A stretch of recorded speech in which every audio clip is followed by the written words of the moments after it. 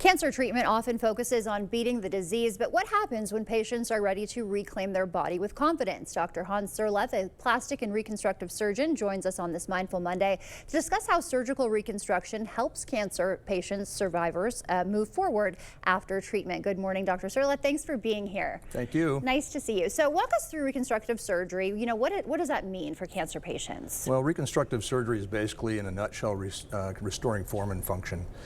So if something has been removed, it's basically putting things back in order and giving the patient some well-being. Okay, I'm sure that helps a lot with mental health and things like that as well. Absolutely. Okay, and so when is the right time to consider reconstruction? Is it during treatment or should you wait till after? Well, it kind of depends on what's being treated. Often reconstruction is done in stages. I mean, you do steps to reconstruct the process. Usually it's done after treatment. For instance, if someone needs radiation, you want to wait afterwards. Okay, good to know there. And so what should patients expect from the reconstruction process, you know, physically, but I'm sure there's an emotional toll as well. There's both. There's both a physical and an emotional toll. It can be a longer process, so they have to be patient, and their family members need to be patient as well. And I think having, you know, the right mindset about it and having a clear idea of what it is that we're reconstructing. Okay.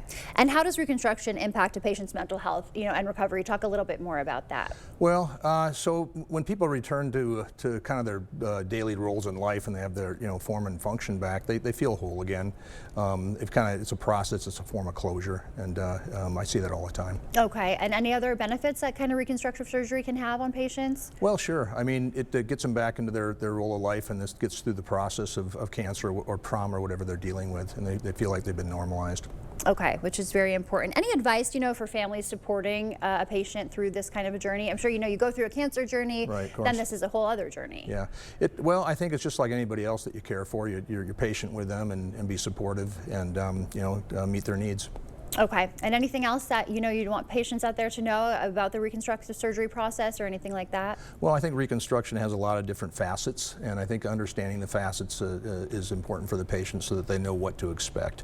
I think when I have consults with patients, I spend a lot of time going through the details of things so that they understand them. And I'm happy to go through things more than once because usually it's required. Okay, all right, good to know there. And anything for preparation or, you know, common questions that you see, anything like that?